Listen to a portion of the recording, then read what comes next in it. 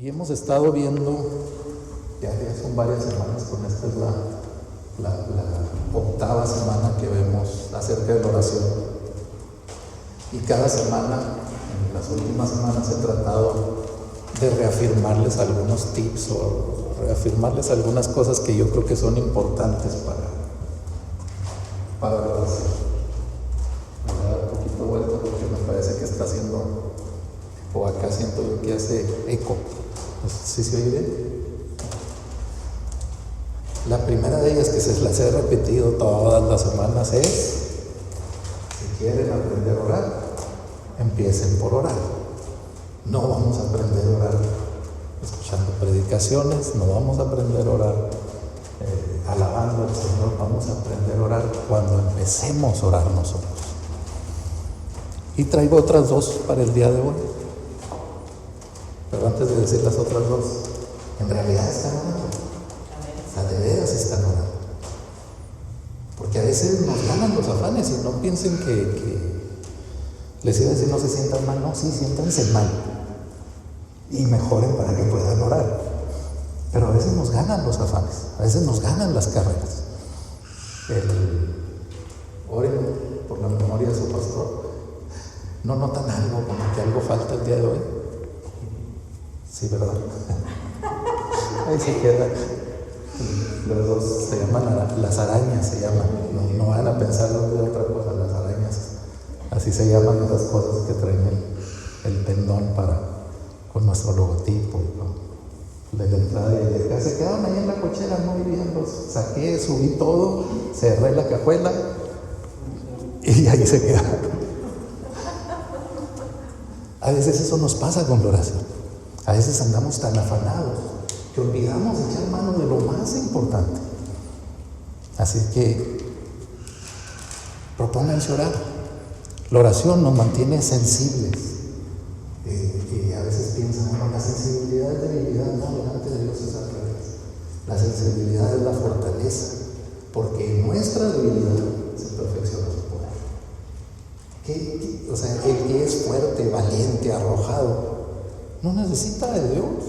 Ese cree que lo puede todo y todo lo hace. Pero los que vamos siendo sensibles nos damos cuenta de lo que necesitamos y por eso oramos. Así es que oren porque la oración nos mantiene sensibles.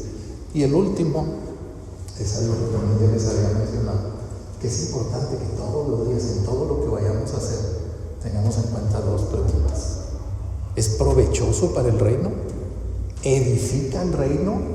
Y esas dos preguntas nos van a ayudar a tener una guía que, si nosotros estamos orando y somos sensibles al Señor. Uno de los consejos de la semana pasada fue apoyar la oración leyendo la Escritura, memorizando la Escritura y luego orando la Escritura. Si estamos haciendo eso, vamos a ser más sensibles a la voz de Dios. No vamos a ser más sensibles porque vamos a estar llorando y llorando. Eso ya lo hacemos cuando empieza a orar, empieza a llorar, o aquí de repente. Lo bueno es que nosotros estamos enfrente y no nos ven. Hasta que me subo aquí se dan cuenta que estuve llorando, pero sí, se me salen las lágrimas adorando al Señor. Nuestros corazones son más sensibles, pero principalmente la oración nos va a hacer sensibles a escuchar la voz de Dios, nos va a hacer sensibles a su presencia y nos va a hacer sensibles a la voluntad de Dios para nuestra vida.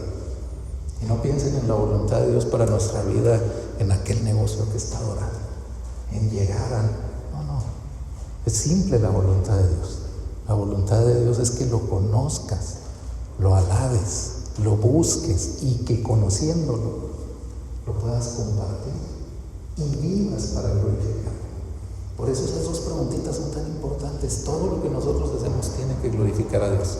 No hacemos las cosas que sí tienen que glorificar a Dios, y por eso hemos estado viendo lo que se conoce como el Padre Nuestro, la oración del Padre Nuestro. Y hemos estado viendo paso a pasito, vamos así como el pollito en el caldo, ¿verdad? Vamos desmenuzándolo para sacarle toda la carnita, y ya cuando salga el huesito, bueno, el huesito ahí, ese era el consejo del pastor. Decía, tú cómete lo bueno. Cuando pones pollo no te comes el hueso, ¿verdad? No, pues no. Bueno, pues agarra lo bueno y el hueso quítalo, tíralo. Así es que hemos desmenuzado el Padre Nuestro versículo por versículo, pedacito por pedacito vamos a leerlo otra vez para ayudarles a recordarlo. Yo sé que todos los están repasando en la casa en la semana, pero para ayudarles vamos a repasar Mateo 6, desde el versículo 9 hasta el versículo 13.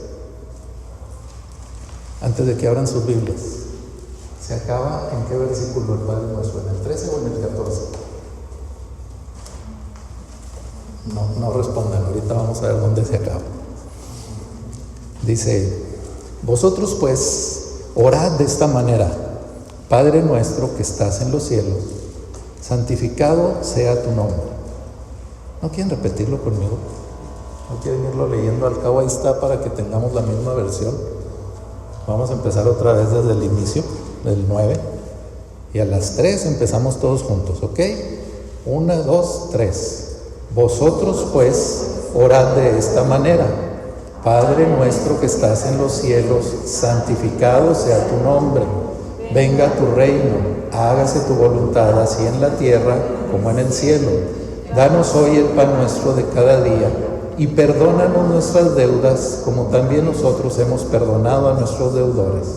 Y no nos metas en tentación, mas líbranos del mal, porque tuyo es el reino, y el poder, y la gloria, para siempre jamás. Amén. Hay diferentes versiones, ¿sí? Hay otra que dice: porque tuyo es el reino, el poder y la gloria por los siglos de los siglos. Amén. Es la misma expresión, nada más está cambiado un poquito las palabras de la traducción, pero ya hablamos del versículo 9 hasta el 11. Ya vimos hasta la semana pasada, y creo que a todos les ayudó la semana pasada que hablamos de el pan nuestro de cada día, dánoslo hoy. Y a ninguno lo veo flaquito, así es que creo que todos oraron y que el Señor proveyó el pan nuestro de cada día toda la semana. Y yo sé también que algunos no oraron, y de todos modos el Señor proveyó el pan nuestro de cada día. Es que el Señor es bueno. La semana pasada hablamos de eso también. Él conoce nuestra necesidad antes de que la mencionemos. El día de hoy vamos a enfocarnos en el versículo 12, que de hecho ahí en lo que está en la pantalla está resaltado para que lo puedan ver, que es el versículo que dice: y perdónanos nuestras deudas, como también nosotros hemos perdonado a nuestros deudores. Perdonado para perdonar. De la pregunta que les hacía ahorita, el Padre Nuestro, así como se conoce, se acaba en el versículo 3, ya hasta donde nosotros leímos. Pero es algo que nos debe de llamar la atención, porque en todo lo que hemos visto del Padre Nuestro, en ninguno de los versículos hay una condición como la hay en el versículo 12, que dice: perdona nuestras ofensas, así como nosotros perdonamos o hemos perdonado a los que nos ofenden también, o a los que nos han ofendido. Está poniendo una condición ahí el Señor, una condición que curiosamente el Señor lo explica en los versículos 14 y 15. Por eso les decía, ¿dónde se acaba? Porque en sí la oración termina cuando en el versículo 13 dice amén. Hasta ahí termina la oración que el Señor les está enseñando a los discípulos cuando le preguntaron: enséñanos a orar. Él les enseña esta oración, y hasta que llegue y dice amén, hasta ahí termina la oración que les está enseñando. Pero luego en el 14 y el 15 les explica lo que dice el versículo 12. Vamos a ver lo que dice en Mateo 6, 14 y 15.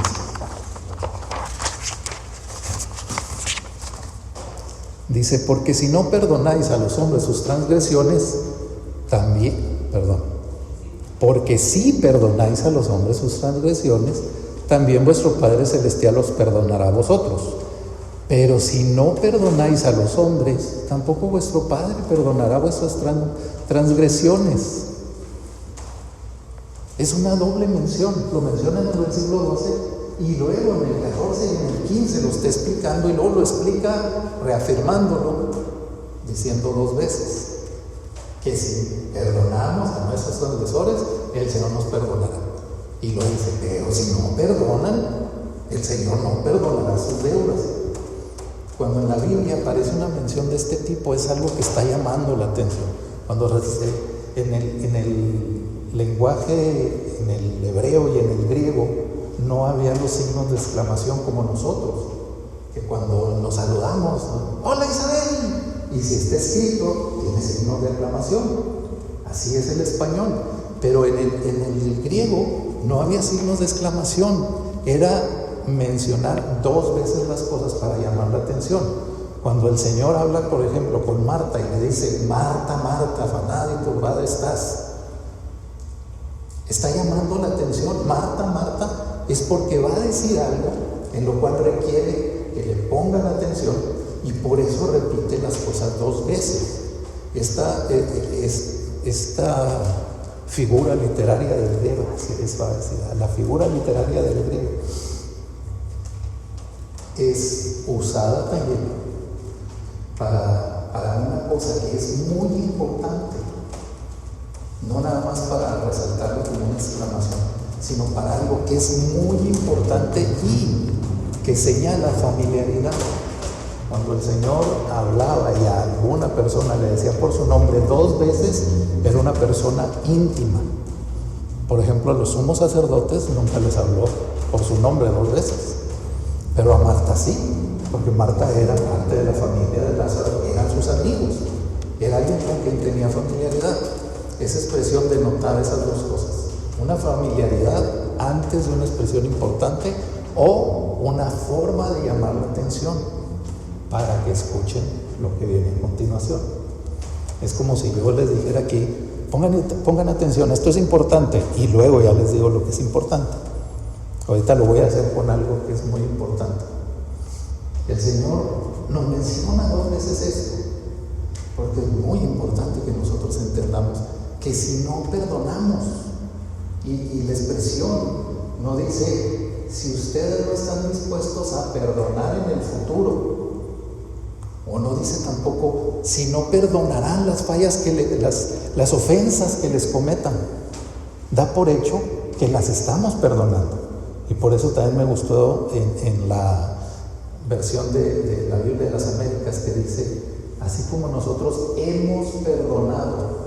O sea, está hablando de algo que ya hicimos. Cuando nosotros venimos a orar al Señor, a decirle, perdónanos nuestras ofensas, no venimos a decirle, perdónanos nuestras ofensas, pero sí voy a perdonar a mi hermano, pero todavía no. O sea, espérame un poquito porque la bronca está fuerte. Cuando nosotros venimos delante del Señor, ya tenemos que haber perdonado al hermano. Y no malinterpreten, esto no quiere decir que aquel hermano o aquella persona que lo ofendió ya se compuso, ya es perfecta, ya se está portando como una persona que ahora sí.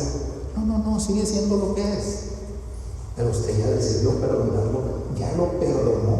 Entonces ya viene a decirle al Señor, perdona mis ofensas, así como yo ya perdoné. En esa oración estamos diciendo, así como yo ya perdoné, así perdóname a mi Señor. Pero la verdad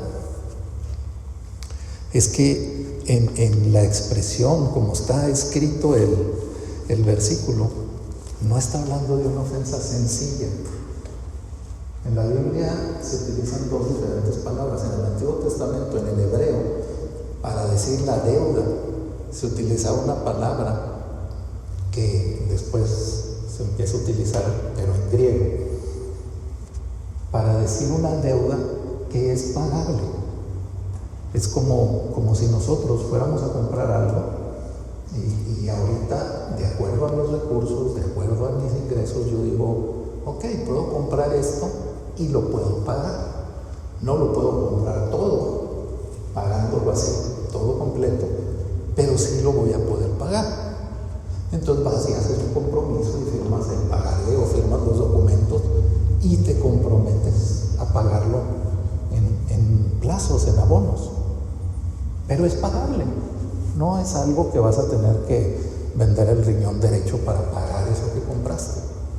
De esta deuda que está hablando aquí el Señor, que tenemos que perdonar, es una deuda que es una deuda legal, reconocida, que si hubiera necesidad de hacer una demostración de que realmente existe la deuda, es una deuda que está justificada pero es una deuda que es imposible de pagar. Es una deuda que excede todos nuestras capacidades y posibilidades. Así que el Señor nos está diciendo: perdona la deuda de alguien que te ofendió, así como se te perdonó tu deuda impagable. ¡Wow! Ahí como que cambia un poquito el sentido y empezamos a entender un poco más. No nos está diciendo el Señor: perdona porque a ti se te perdonó un poquito. O sea, te perdonamos la deuda de la licuadora, o sea, ya, olvídalo. Entonces perdónale a tu hermano que te debe lo que le diste para las cocas y que no te lo pagó. No, el Señor está diciendo: a ti se te perdonó algo que era imposible que pudieras pagar. Entonces perdónale a tu hermano lo que sea que te haga. Si es una deuda de dinero, si es una ofensa, si es una falta tan grave que te daña, perdónale a tu hermano por lo que tú ya fuiste perdonado. Y principalmente esta expresión va a aplicar para el perdón del pecado. Lo que está haciendo el Señor referencia es que les está diciendo: cuando oren, recuerden qué es lo que se les perdonó. No se les perdonó una falta, no se les perdonó un pecado, se les perdonó la gravedad del pecado y que ustedes no podían solucionar. Les está recordando que era necesario que ustedes recibieran el perdón por medio de Jesús para que pudieran pagar esta deuda. Y si eso es lo que han recibido, eso es lo que le tienen que dar a su hermano. A esa deuda se está refiriendo cuando nos dice que perdonemos las deudas de nuestros hermanos. Así es que lo primero que tenemos que pensar: ¿realmente fuimos perdonados? Obviamente tenemos que creer que fuimos perdonados cuando pusimos nuestra confianza en Jesús, cuando hemos reconocido a Jesús como el Mesías, cuando lo hemos declarado Señor de nuestra vida. Es cuando tenemos el perdón y es cuando nosotros sentimos que somos perdonados. Pero la verdad, no vayan a levantar la mano. Y es más, voy a ir para otro lado para no verse hacen caras. ¿De verdad se sienten perdonados? ¿De verdad sienten que sus pecados ya los pagó Jesús por ustedes? ¿De verdad sienten que ya son libres de aquello y viven una vida descansando en el perdón de Jesús? Verdaderamente nos sentimos así, porque la verdad es que lo que nos ocurre en muchas ocasiones es que no acabamos de creer que el perdón fue gratuito de la manera que Jesús lo hizo. Y a veces todavía pensamos que tenemos que hacer cosas. A veces pensamos que ganamos algo de perdón delante de Dios. Hay gente que considera que con lo que hace gana el perdón de Dios.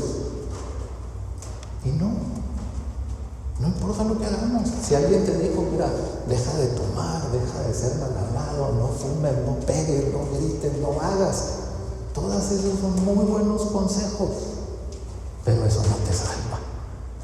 Lo único que nos salva y que perdonó nuestros pecados es la muerte de Jesús en la cruz. Y nosotros tenemos que creer en Él y tenemos que creer que verdaderamente ahí perdonó nuestros pecados. Tenemos que creer que ya estamos perdonados, no tenemos que hacer nada más. A veces, la misma iglesia nos hemos encargado de que la gente sienta carga por comportarse de cierta manera para creer que sus pecados fueron perdonados. Y que si te bautizaste o no te bautizaste. Y que si eres parte del grupo de oración, y que si oras, o que si levantas las manos, o que si cuántas veces lees la Biblia, o que si ya pasaste el nivel 4 del estudio que estamos dando, o que si faltas el domingo. No. Jesús perdonó nuestros pecados al momento de morir en la cruz. Ahí es donde dice que el Padre cargó sobre Él todos nuestros expresión se oye muy bien. Todos. No hay uno que no puso ahí. Todos nuestros pecados fueron puestos ahí y nosotros fuimos perdonados. Por eso nos cuesta trabajo perdonar a las personas, porque queremos que la persona haga méritos para merecer el perdón. Y les aseguro que si a una persona que ustedes se dan cuenta que no ha perdonado le preguntan, el 80% de las respuestas van a ser: no se lo merece, no se lo ha ganado. Bueno, pues el Señor nos está diciendo: tienes que perdonar a tu hermano, aunque no se lo gane, porque así lo hice yo contigo. ¿Quién se ganó el perdón de Dios? Ninguno de nosotros. En Romanos 4:3 dice: porque, ¿qué dice la Escritura? Y creyó Abraham a Dios y le fue contado por justicia. Creyó Abraham a Dios y le fue contado por justicia. Esta frase yo creo que le gusta a Jorge, porque esta expresión que está haciendo Jesús ahí está hablando de un término contable. O sea, en la cuenta de Abraham le fue contada la justicia en lugar del pecado. Y dices, o sea, ¿cómo? ¿Qué fue lo que hizo Abraham? Abraham nada más creyó. Hay otro versículo que dice: Abraham creyó y obedeció. La obediencia fue la muestra de haber creído. Abraham creyó y obedeció y le fue contado por justicia. Quiere decir que en la cuenta de Abraham el Señor quitó pecado y puso justicia. Quedó balanceada la cuenta, ¿no? A eso se está refiriendo. Abraham, ¿qué hizo? Creyó. ¿Qué más hizo? Nada más, creyó. Y al haber creído, obedeció lo que Dios le estaba haciendo. Y eso llevó a que Dios contara por justicia. Y en la cuenta, hagan de cuenta que tenemos una cuenta y vamos a hablar de la cuenta. Yo espero que sí, si no, mira, aquí recurrimos a algún contador que esté por aquí cercano. Pero pensemos en que tenemos una cuenta que tiene puras deudas. Ninguno tiene esas cuentas, ¿verdad? Ninguno. Pues de esas que le haces cargo, pero no le abonas nada, y no le abonas nada, y no le abonas nada. Y de repente, la cuenta está allí, la cuenta existe, la cuenta es real. Pero llega el Señor y dice: yo pongo lo que vale la cuenta. Y ¡pum! La cuenta queda pagada. ¿Existía la cuenta? Existía la deuda, sí, pero le fue contada la justicia, y con la justicia puesta en la cuenta de Abraham, ya no hay saldo, el saldo está pagado. Eso es lo que hizo Dios al poner justicia, y en la cuenta de cada uno de nosotros, el Señor pone justicia. Y en esto voy a tratar de ser muy cuidadoso en explicarles lo que quiero decir enseguida, para que se los voy a decir 2 veces para que pongan mucha atención. 2 Corintios 5:19. Voy a decirles: atentos, atentos.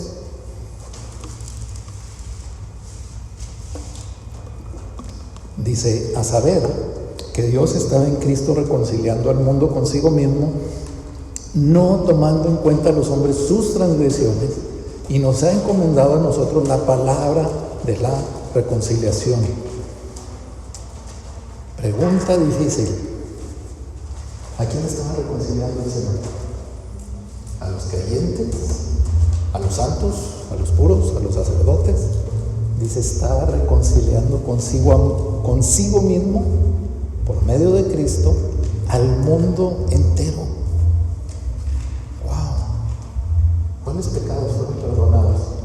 Todos. Cuando Jesús murió en la cruz, perdonó todos los pecados. Dices: todos. Arturo, todos. Aún los que nosotros pensamos que no se habían cometido en ese momento. Porque obviamente cuando Jesús murió en la cruz, yo todavía no nací, y perdonó mis pecados. Es que Dios cargó en él todo el pecado del mundo. Dices: wow, somos salvos, ¿no?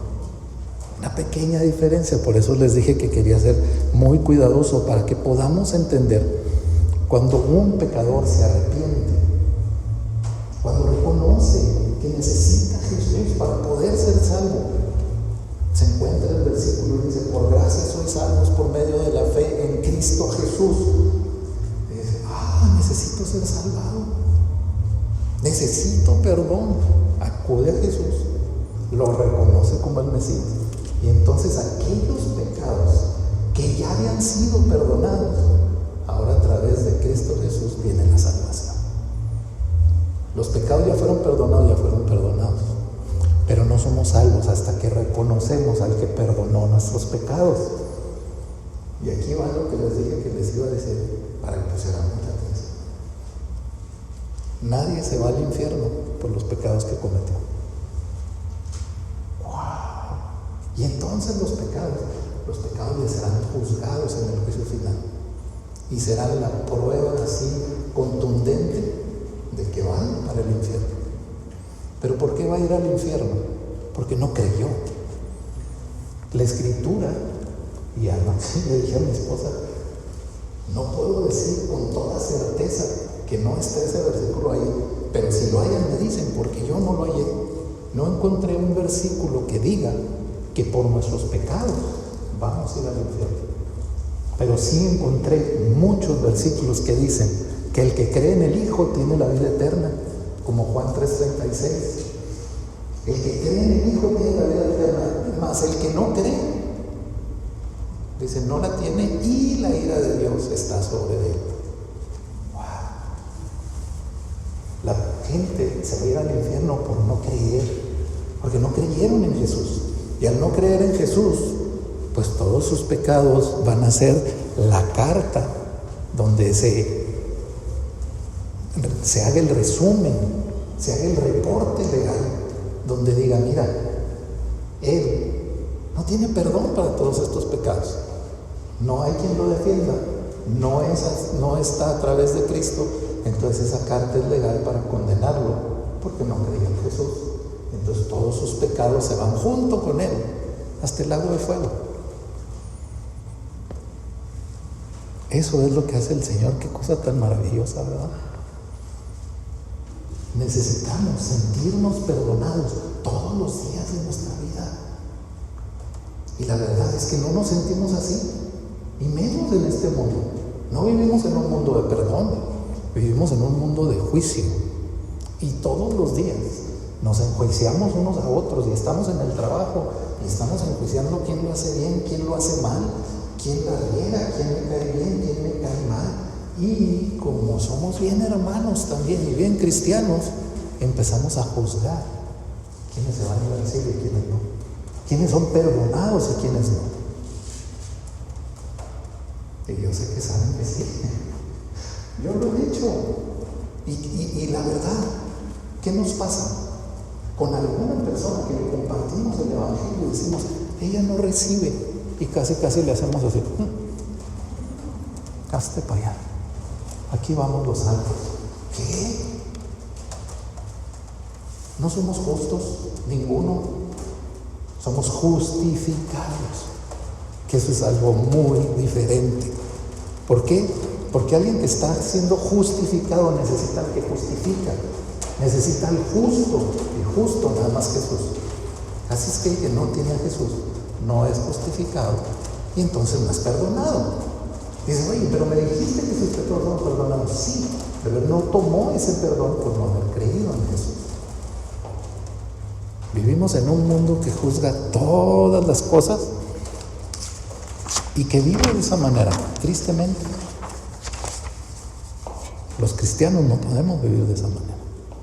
Los que nos decimos haber conocido a Jesús, los que decimos, ya tuve, hasta le ponemos una expresión muy bonita, ¿verdad? Ya tuve la revelación, ya la revelación del Mesías, del Cristo. Si tú tuviste la revelación del Mesías, del Cristo, se nota en tu vida diaria. Y entonces me vas a decir, oye, a ver, vamos un poquito para atrás. Acabas de decir que fui perdonado de mis pecados y que no le ponga cosas a la salvación. No, la salvación ya está. Cuando tú pones tu confianza en Jesús, ya estás salvado. Tus pecados ya fueron reconocidos entre los pecados que se perdonaron. Y si cometes otro pecado, Jesús no va a morir por ese pecado, ya murió.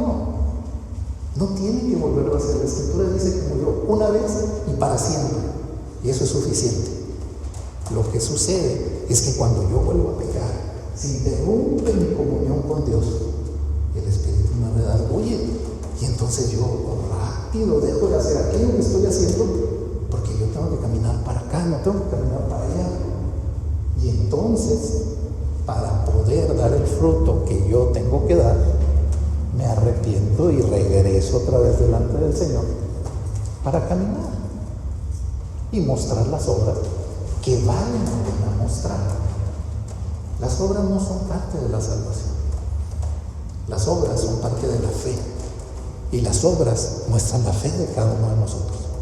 Si nosotros estamos encerraditos en nuestra casa, muy a gusto, calientitos en invierno, fresquecitos en verano, feliz de la vida. Voy a trabajar, regreso, llego a mi casa, ahí no hay nada de fe.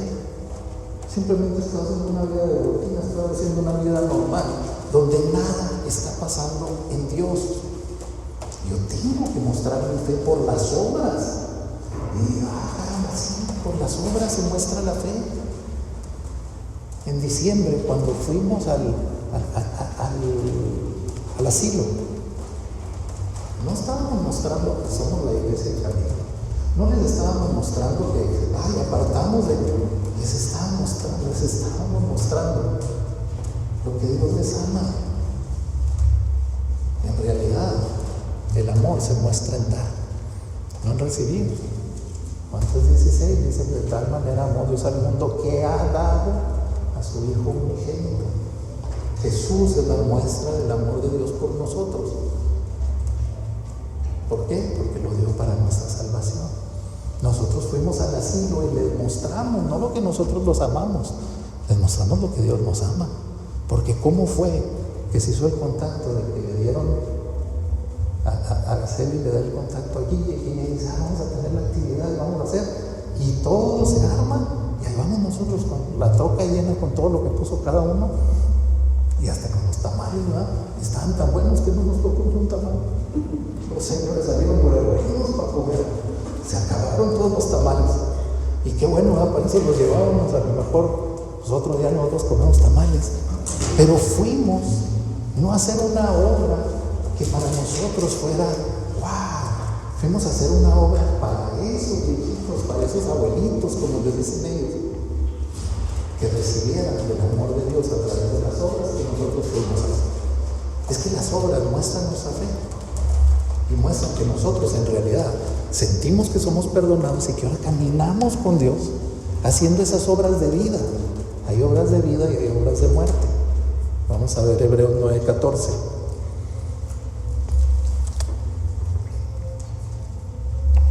Dice: cuánto más la sangre de Cristo, el cual por el Espíritu Eterno se ofreció a sí mismo sin mancha a Dios, purificará vuestra conciencia de obras muertas para servir al Dios vivo. Nomás guarden esa frasecita, vamos a leer otro versículo, guarden esa: purificará vuestra conciencia de obras muertas. Hebreos 10:22 dice: acerquémonos con corazón sincero, en plena certidumbre de fe, teniendo nuestro corazón purificado de mala conciencia y nuestro cuerpo lavado con agua pura. El Espíritu redarguye, Satanás condena. Si tú de repente te sientes que no has logrado la salvación, que tengo que hacer más cosas, si sientes que se te viene el mundo encima y no tienes para dónde correr, es Satanás condenándote, es Satanás echándote todo lo que te puede echar, y cuando te veas más angustiado, más te va a tirar. Cuando nosotros empezamos a hacer una obra, empezamos a hacer una acción y empezamos a sentir algo que como una lucecita, una vocecita ahí que nos está diciendo: esto no agrada a Dios. Claro que eso no puede ser Satanás. Es el Espíritu Santo que te redarguye para que regreses y para decirte: no, esa no es una obra buena para Dios. ¿Estás perdiendo tu salvación? Yo creo que no. Simplemente estás haciendo algo que no agrada a Dios. Y para eso el Espíritu te redarguye, para que lo interrumpas, lo quites y regreses delante del Señor, restablezcas tu comunión con Él y le digas: perdóname, Señor, andaba regando. No necesitamos ser de vocabulario muy extenso con el Señor. Señor, perdóname, la andaba regando. Esto es lo que iba a hacer, Señor. Venimos y confesamos con el Señor lo que estaba pasando. ¿Qué puede ser una obra muerta? Todas aquellas obras que Dios no inició. ¿Cómo qué? Todas aquellas cosas que nosotros tratamos de hacer para ganar favor de Dios o para tratar de apaciguar la ira de Dios. A veces, cuando el Espíritu nos empieza a redarguir, como somos un poquito sordos espiritualmente, por eso es importante que oren para que sean sensibles. Si somos un poquito sordos espiritualmente, no somos sensibles a la palabra, no somos sensibles a la voluntad de Dios, y vamos y nos encharcamos en el pecado. Y dicen: oye, pero ¿es cristiano, pecó? Sí, sigue siendo la misma persona, nada más que perdonado, justificado. Puede pecar, no debe, pero a veces peca. Pero ya no vive en el pecado, ya no se goza del pecado. Pero si llegó hasta el punto allá donde va, hasta lo último del pecado, ese pecado está perdonado. Lo único que tiene que hacer es no decir: es que estoy en la gracia. Vivimos en la época de la gracia. Entonces, fui pequeño, está perdonado, perdonado estoy. Claro que no. Estás haciendo una obra muerta para volver a traer vida a ti y tener obras vivas. Tienes que volver al lugar donde está la vida. Tienes que volver por medio de Jesús al Padre, restablecer la comunión con Él, pedirle perdón por aquello que estás haciendo y volver a ser purificado por el Espíritu para que quite de tu mente la mala conciencia. ¿Tenemos mala conciencia? Sí. A veces la conciencia de repente, una de dos, o nos da mal consejo o se nos apaga. Pero esa es nuestra conciencia. Tenemos un sistema nosotros de defensa, así como los militares tienen los sistemas de defensa para revisar los ataques. Así el Señor nos proveyó. Y ahora en el Espíritu, aparte de ese sistema de defensa, tenemos el Espíritu que nos redarguye.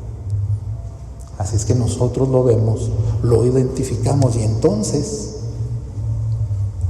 vivimos de una manera que es adecuada para Dios. ¿Cómo es esa manera adecuada? Y otra vez, esto no quiere decir que esa manera adecuada es por medio de la cual tú eres salvo y ganas el favor de Dios. No, esta es la manera adecuada en la que vives, mostrando tu fe en Jesús. ¿Y qué es lo que le agrada a Dios? La fe. Dice la Escritura que sin fe es imposible agradar a Dios. Pero si hay fe, quiere decir que es posible agradarlo. ¿Por qué? Porque es por medio de Cristo Jesús. Porque la fe no puede venir si no es por medio de Cristo Jesús. Y espero no estarlos enredando en tanta vuelta. Pero cuando nosotros entonces regresamos a esas obras vivas y mostramos nuestra fe, estamos agradando a Dios. Y entonces, si lo ligamos a la semana pasada, dijimos que teníamos que orar cada día, todos los días, y orar al Señor y pedirle: el pan nuestro cada día, dánoslo hoy. Que no estábamos pidiendo: Señor, llévame la alacena, y el Señor te da bendición y puedes llenar toda la cena. Pero al siguiente día, aunque tu alacena esté llena, tú das gracias por la provisión y le dices: Señor, el pan de cada día, dámoslo hoy. Porque a lo mejor lo que está dentro de la alacena no es tuyo. Y nosotros creemos que sí.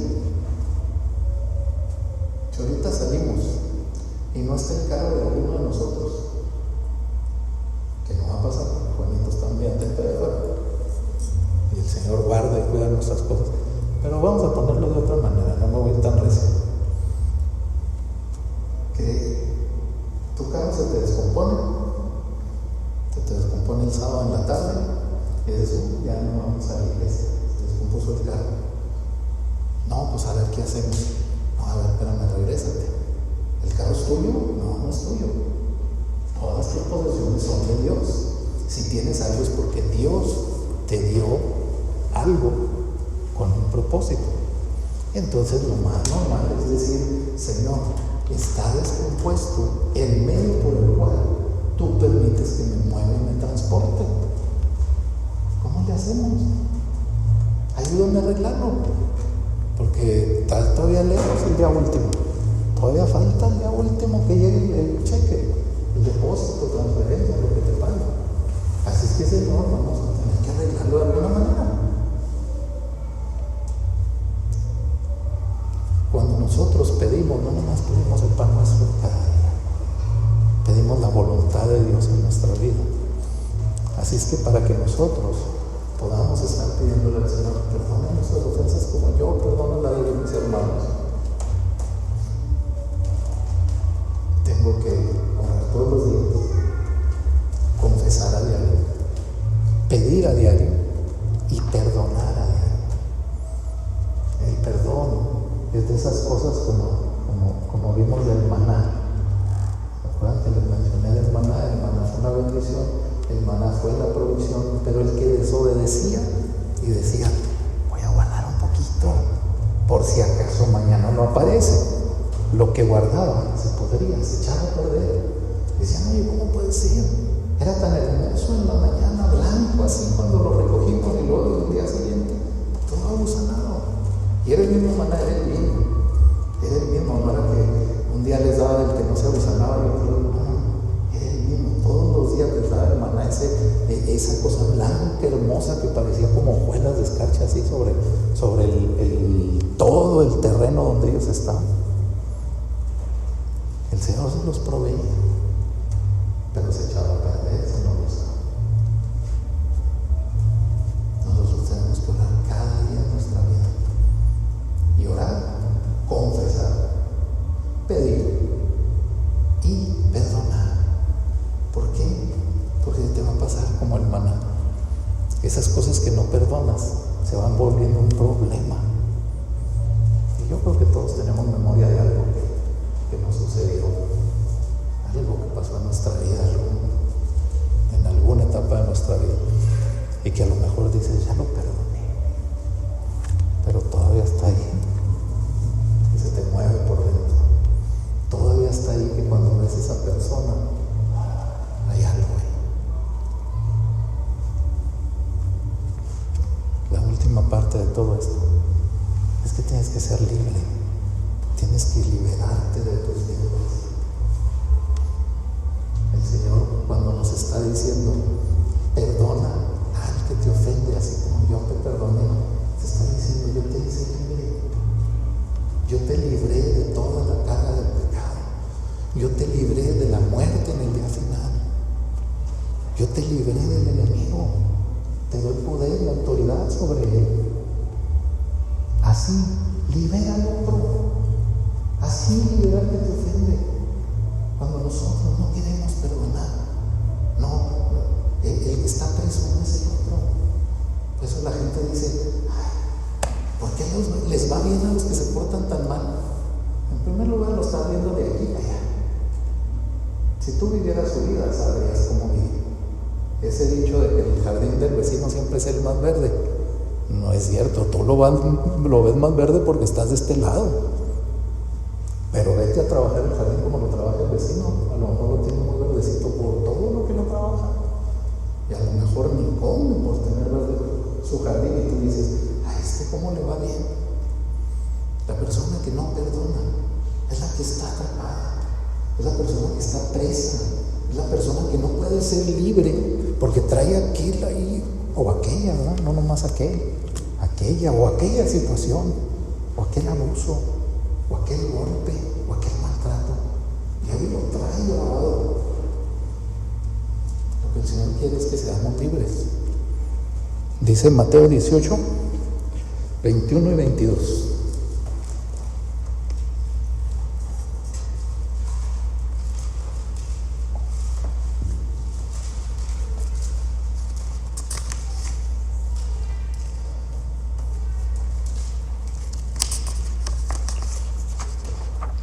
Vamos a leerlo y no se vayan a ir de ahí de Mateo 18, porque vamos a ver otro pasaje ahí. Enseguida de este pasaje vamos a ver un pasaje de Génesis, pero o póngale una marquita o no se salga de ahí, yo le leo Génesis. Dice el versículo 21 y 22, capítulo 18. Entonces se le acercó Pedro y le dijo: Señor, ¿cuántas veces pecará mi hermano contra mí que yo haya de perdonarlo? ¿Hasta 7 veces? Jesús le dijo: no te digo hasta 7 veces, sino hasta 70 veces 7. Aquí hay dos formas de traducción, según los eruditos en el griego, que dicen que esta expresión puede significar 70 veces el número 7, el séptuple, o puede indicar el número 777. La expresión en el griego es para esos dos números, 70 veces 7, el resultado, o 777. Aquí Pedro, pudiera ser que nosotros lo hemos escuchado, la explicación de este versículo. A lo mejor te tocó escuchar algún estudio anterior, pero aquí Pedro lo que está haciendo, en primer lugar, es tratando con su propio ego, con sus propios problemas. Pedro siempre fue el aventado. No estoy hablando de un ego malo, Pedro siempre fue el aventado, el arrojado, el que si el Señor hacía una pregunta, él contestaba, aunque no supiera. Por eso cuando el Señor dice que tiene que sufrir y padecer y morir, y Pedro rápido sale: no, Señor, no sea tal, yo estaré contigo y yo por ti, Señor, hasta el fin. Le dice: Pedro, antes de que termine el día me vas a negar 3 veces. Le dice: la regó. No, simplemente era su condición humana, sí cometió un error, pero no la de buen hablar, era lo que había en su corazón. Y por esas cosas, yo creo que es muy probable que a Pedro cada rato lo trajeran en carrilla. El que habla mucho la riega mucho y le damos más carrilla. Pedro aquí también está tratando de poner tratando de verse muy bien. Lo que enseñaban los rabinos de aquellos hechos, los maestros, era que tenías que perdonar 3 veces. Yo creo de ahí salió la expresión teológica del 1, llevas 2. Si saben el chiste, ¿verdad? Luego les cuento el chiste del caballo. Se suponía que nada más 3 veces tenías que perdonar. Entonces la persona te hacía 1, te hacía 2, a la tercera se acabó. No vuelvo a perdonar nada que tú me hagas, porque ya cumplí la ley. Y el rabino, aunque no está en la ley, me está diciendo que eso es lo aceptable. Entonces Pedro viene y se pasa un poquito y dice: el número 7 es el del Señor, es el número completo, 7 días de la creación, 7 días se tardó el Señor, 7 copas, 7 sellos, 7 trompetas, es el número, Señor, 7 veces. Y Jesús le responde: hasta 70 veces 7. ¿Qué significa esa expresión? Esa expresión va más allá del número 490, va más allá del 777. Sí tiene que ver con el número 7. La mayoría de los estudiosos coinciden en que Jesús utilizó una expresión de combinación con el número 7, porque sí es el número que habla de la perfección, y la perfección era algo que estaba completo. Cuando el Señor habla de nosotros, que somos perfeccionados, no es que vamos a ser tan hermosos así que digan: wow, puros querubines y serafines tan hermosos. No, es que vamos a ir siendo perfeccionados a la apariencia a Cristo Jesús hasta que seamos completos en Él, y entonces vamos a ser perfectos. A esa perfección se refiere, a eso se refiere el número 7. Pero aquí tiene una trascendencia más para el pueblo judío, para el pueblo hebreo. Vamos a ver Génesis 4, 23 y 24. Digo, si quieren se los leo yo para que no se muevan y se queden ahí en Mateo 18, porque vamos a leer otra porción ahí enseguida. Génesis 4, 23 y 24. Y Lamec dijo a sus mujeres Ada y Sila: oíd mi voz, mujeres de Lamec, prestad oído a mis palabras, pues he dado muerte a un hombre por haberme herido, y a un muchacho por haberme pegado. Si 7 veces es vengado Caín, entonces Lamec lo será 70 veces 7. Caín había matado a una persona nada más, a su hermano. Y Lamec es un descendiente de Caín. Está en el mismo capítulo 4 de Génesis, donde está el relato de toda la descendencia de Caín. Y ahí vienen cómo los descendientes de Caín empiezan a ejercer ciertos oficios. O sea, Dios todavía le permite bendición a Caín, pero a Caín Dios le había pronunciado esa venganza. Porque Caín se empieza a quejar con el Señor y le dice: ¡ay, Señor, pues mira, ahora todos me van a buscar para matarme cuando sepan en la tierra que yo maté a mi hermano, que tú estás poniéndome y me estás echando fuera! Y le dice el Señor: te voy a poner una marca para que el que te vea sepa que eres Caín y que tu muerte será vengada 7 veces. O sea, le está diciendo: aguas con el que se meta con Caín, porque el que se meta con Caín 7 veces vengaré su muerte sobre el que lo mató. Y entonces viene Lamec, descendiente de Caín. Podemos ver de inmediato la maldad, y la maldad progresó rapidísimo. Dice uno: oye, ¿cuánto tiempo había pasado? Como 5 o 6 generaciones, y las generaciones eran en promedio 40 años. Así es que no pasaron millones de años para que el hombre se volviera más malo. Lamec ya había tomado 2 mujeres. Es el primero que menciona la Biblia que tiene más de una mujer. Todos los demás, hasta Caín. Dice: Caín conoció a su mujer y nació Enós, una mujer. Y Lamec no lo dijo: no, si todos son yo 2. Y tomó 2 mujeres, y aquí dice, les habla a las mujeres y les dice: maté a un hombre porque me hirió. O sea, lo maté en defensa propia, no nomás para que vean. Y a otro porque me pegó. Y ahora les digo que aguas con el que se meta con la ley. Porque si alguien me llega a matar, 70 veces 7 será vengada mi muerte. ¿De quién está tomando lugar la mente? De Dios. Esas palabras fueron de Dios para Caín cuando le dijo: 7 veces será vengada la muerte del que mate a Caín.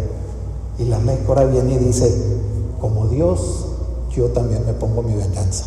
Y si alguien me toca, ay, vas. Casi les dijo: ay, nomás para que vean de qué cuero salen más correas.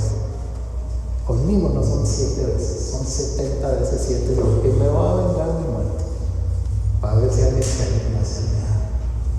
Esto se quedó como una forma de ver que la venganza en la maldad del hombre iba mucho más allá de lo que Dios había establecido. Dios le había puesto a Caín 7 veces. Lamec quiso establecer por su propio juicio. Él quiso establecer 70 veces 7 la venganza. Jesús, cuando le menciona estas palabras a Pedro, le está diciendo: quiero que de la forma en que creen que esté establecido que se cobre la venganza de alguien, que tú perdones hasta eso y más. Si la venganza es 70 veces 7, ese es el número que te pongo, Pedro. Pero no te lo pongo como límite, te lo pongo como lo que tienes que hacer más allá de ese número. Imagínate, dice uno: 70 veces 7 tengo que perdonar a alguien. Ya perdí la cuenta. Si de por sí batallo, no me acuerdo de traerme las cosas que me tengo que traer, menos me voy a acordar de que, ay, a ver, ¿cuántas veces nos hemos enojado? Nada, no, ya llevan más de 489, te queda. ¿Quién se va a acordar? Jesús no le está poniendo un número en sí, le está diciendo: el amor y el perdón van mucho más allá de cualquier maldad que existe en el mundo. Tú vas a ir con el perdón más allá de cualquier cosa que esté establecida. Tú vas a ir con el perdón hasta donde el humano no puede llegar. Es hasta donde yo te pueda llevar. Así es que por eso nos dice el Señor: si nosotros perdonamos a los que nos ofenden. Y vamos a ver el último ejemplo, que es la siguiente parte de Mateo 18. Les voy a leer desde el 25 hasta el 35 y se los voy a leer todo porque es importante los detalles del relato. Este relato se lo dice Jesús a los discípulos inmediatamente después de que Pedro pregunta. Y mira, era bien bueno que Pedro fuera tan arrojado, aunque a veces la regara, porque de ese comentario, de eso que le dice, Señor, ¿hasta cuánto? ¿Hasta 7 veces? Entonces el Señor le dice, no, te digo que hasta 70 veces 7, y luego le da esta parábola. Y yo creo que ya saben de qué parábola vamos a hablar. Dice, pero no teniendo él con qué pagar, su señor ordenó que lo vendieran junto con su mujer e hijos y todo cuanto poseía, y así pagará la deuda. Entonces el siervo postrado ante él diciendo, el siervo cayó postrado ante él diciendo, ten paciencia conmigo y todo te lo pagaré. Y el señor de aquel siervo tuvo compasión y le soltó y le perdonó la deuda. Pero al salir aquel siervo encontró que a uno de sus consiervos que le debía 100 denarios, y echándole en mano lo ahogaba diciendo, paga lo que debes. Entonces su consiervo, cayendo a sus pies, le suplicaba diciendo, ten paciencia conmigo y te pagaré. Sin embargo, él no quiso, sino que fue y lo echó en la cárcel hasta que pagara lo que debía. Así que cuando vieron sus consiervos lo que había pasado, se entristecieron mucho y fueron y contaron a su señor todo lo que había sucedido. Entonces, llamándolo su señor, le dijo, siervo malvado, te perdoné toda aquella deuda porque me suplicaste. ¿No deberías tú también haberte compadecido de tu consiervo, así como yo me compadecí de ti? Y enfurecido su señor, lo entregó a los verdugos hasta que pagara todo lo que debía. Así también mi Padre Celestial hará con vosotros si no perdonáis de corazón cada uno a su hermano. Y aquí el Señor ya le pone otro poquito más al final, si no perdonáis de corazón. Les está diciendo, no se hagan locos, no estén diciendo, yo te perdono, pero no olvido, o yo te perdono, pero ahí te la guardo. El Señor les está diciendo, tienes que perdonar tal como yo te perdoné. ¿Cómo nos perdonó el Señor? A través de Jesús, Él perdonó todos nuestros pecados, fueron cargados en la cruz. Todos esos pecados fueron borrados de la historia, fueron quitados de nuestra cuenta. Pero Dios es eterno, Dios todo lo sabe, todo lo ve, todo lo conoce. ¿Creen que esos pecados podrían ser borrados de la memoria de Dios? Son borrados de nuestra cuenta, son quitados de nuestra cuenta, pero Dios decide no acordarse de ellos. Dios decide no estártelo sacando. ¿A alguno de ustedes les ha pasado que cuando han ido a pedir perdón al Señor porque volvimos a cometer un error, el Señor le contestó, otra vez Arturo contestó, otra vez? ¿Te acuerdas que el 27 de noviembre de 1979 a las 3:30 de la tarde estabas haciendo esto? ¿Y ahora vienes y lo repites? Al menos a mí no me ha pasado. Vas y le pides perdón a Dios y el Señor no te saca el baúl de los recuerdos. El Señor decide no recordar todo eso, porque el perdón tiene que ser completo. No es nada más decirlo. Y por eso Jesús pone este ejemplo, que es un ejemplo, pero el Señor se fue así a lo exagerado. Y dices tú, a lo exagerado porque no era uno, no. A lo exagerado de la deuda, para que puedas entender lo que sucedió. El primer siervo le debía 10,000 talentos al rey, al amo. El otro le debía 100 denarios. Cada denario era el salario de una persona de un día. Y cada talento eran 6,000 denarios. O sea que si le debía 10,000, que lo traigo apuntado para que no se me vayan las cuentas. Un talento equivalía a 6,000 denarios. O sea que imagínense, si debía 10,000 talentos, multiplicado por 6,000, te da como 12,000 millones. No, te da como 60 millones de denarios. Esa era la deuda. 60 millones de días de trabajo. Era lo que le debía al que el amo le perdonó toda la deuda. Y el otro le debía 100 días de trabajo, 3 mesecitos de fracción. Fíjate, 6,000 denarios, si lo ponemos en años de trabajo, son 16 años y medio. Ahora 60 millones de denarios, son años y años y años. Era una deuda impagable. No había manera de que la pagara. Ni vendiendo el riñón derecho, el izquierdo, el hígado, el corazón, todo. Y el de él, de sus hijos y de su familia. No había manera de pagarla. Y él no le perdonó 100 denarios. Los 12,000 millones son de pesos. Si ponemos que el salario mínimo anduviera en 200 pesos por día, son 12,000 millones de pesos lo que debía. ¿Te imaginas? Ni Electra se pone, ni Banco Azteca. Imagínate, no hay manera de que los paguen. Imagínense que una deuda nuestra se fuera a 12,000 millones de pesos. Lo que está el Señor poniendo aquí en esta deuda es haciendo el contraste entre la deuda que Él nos perdonó y la deuda que nosotros no queremos perdonar. La deuda que Él nos perdonó son los 12,000 millones de pesos, impagables para nosotros. Esa era la deuda por nuestro pecado. Y el Señor puso una cifra nada más para que pudiéramos nosotros darnos una idea de cuánta diferencia hay entre lo que nosotros tenemos que perdonar y lo que Él nos perdonó. A lo mejor pensamos, pues sí es mucho porque le costó la vida a Jesús. No le costó la vida. Le costó hacerse hombre, que eso era lo más terrible. No fue la muerte, no fue el padecimiento, fue que Él era Dios, y siendo conforme a Dios, no lo consideró como algo así, algo a que aferrarse, y se humilló hasta lo sumo, haciéndose hombre. Esa es el duro precio de la deuda de nuestro pecado. Y lo que el Señor está poniéndonos es que entendamos dónde vas a ir a parar sin perdón. ¿Dónde terminaron los dos deudores de la historia? El que debía poquito terminó en la cárcel.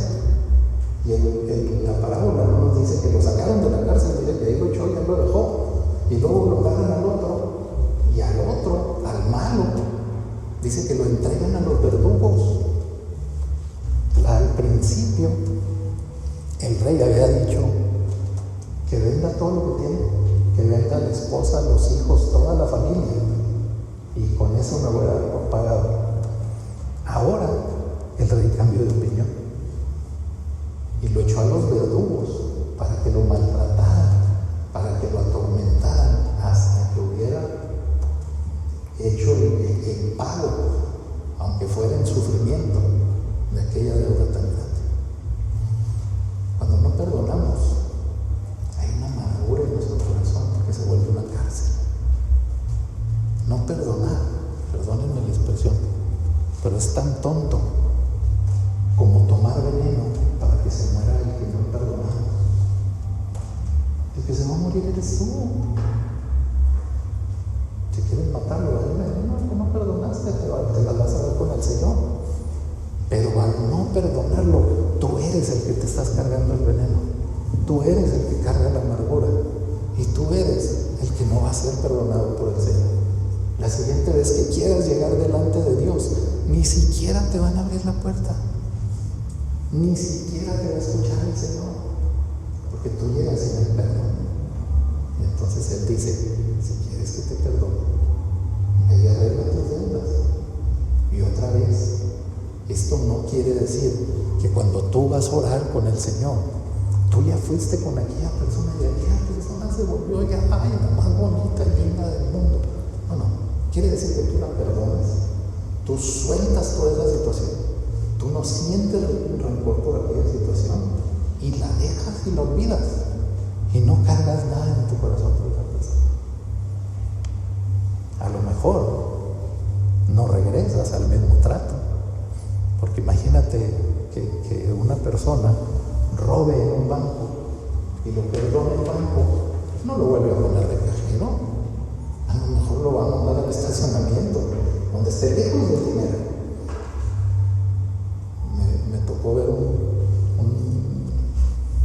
caso de esos de investigación, donde un muchacho mató al hijo de una familia, mató a otro muchacho. Y cuando están en el juicio, la mamá del fallecido le dan oportunidad y ella dice: yo quiero hablarle antes de que le dicten sentencia. Y el juez se lo permite. Entonces la señora en el juicio, antes de que le dicten sentencia al muchacho, le dice el juez: la mamá del fulanito de tal al que mataste quiere hablar contigo.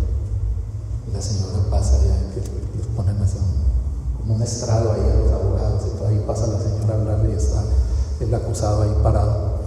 Y la señora va y se para ahí y le dice: me duele mucho perder a mi hijo, no hay manera que lo recupere, pero tú vas a cargar con eso todos los días de tu vida, en tu mente, en tu corazón y obviamente en tu cuerpo, porque vas a estar preso. Dice: pero en mi corazón no hay rencor para ti, te perdono, y no te lo vengo a decir nada más así, sino que quisiera que conozcas a Jesús, mi Salvador, porque así como me perdonó Él, yo te perdono a ti. ¿Qué creen que hizo el juez? ¡Ay, qué bonito! Vino la señora, lo perdonó, no hay cargo que condenar, suéltenme todos libres. Claro que no. Todo el juzgado estaba conmovido, el juez estaba llorando. Cuando pasó todo eso, le dijo algo así: traigan el veredicto del jurado. Fue algo así, le trajo el veredicto, todos de pie, agarra y lee, como 5 cadenas perpetuas le dio al muchacho, por el delito, por la agresión, por el robo y no sé qué tantas cosas. El muchacho le quitaron las consecuencias, no se podía, pero sí lo perdonó la mamá. No creo que haya ido a visitarlo la mamá al hospital, al penal, pero tampoco creo que lo visitara en sueños, tampoco creo que lo trajera cargando a aquel asesino. ¿Lo perdonó? Y es lo que el Señor quiere que hagamos todos nosotros. No importa el daño que sufriste, no importa lo que haya pasado, tienes que perdonarlo, porque si no, no te van a ser perdonadas tus faltas y vamos a vivir en agonía. Y a lo mejor ahorita no te acuerdas de todo, a lo mejor ya te acordaste de algunas. Ponle acción y en esta semana, yo no te estoy diciendo ahorita que salgas, vas y buscas a esa persona y le dices: te perdono. Eso te tiene que llevar a Dios a hacerlo. Tiene que ser Dios el que te pongas, y tienes que ir directamente a decírselo en la cara, porque muchas de esas personas ya no se acuerdan de lo que hicieron, y el Señor no quiere ni que vayas y lo recuerdes, quiere que delante de Él digas: yo lo perdono, Señor, yo lo suelto y me quito de todo problema. Si el Señor te pone, ándate del rollo y habla con aquella persona. Si no, simplemente libérate, perdónala, suéltala. Tristemente es algo que como papá me duele decirlo, pero la mayoría están marcados por los papás, y principalmente o tristemente el papá varón marca para mucho dolor, y muchos fuimos marcados negativamente por un padre, y por eso nos cuesta trabajo el perdón de nuestro Padre Celestial. El Señor quiere que estés completamente libre, para que cuando veas al perdido, sientas la carga por el perdido y ores por él, y si no se salva, lo sigas amando, no importa lo que siga haciendo, y lo sigas amando. Si es el loco del barrio, que siempre anda haciendo sus travesuras y sus cosas y todo, y no se ha querido convertir, y tú lo sigues amando. No lo solapas, no justificas su actuar, pero tú lo sigues amando para que tú puedas otorgar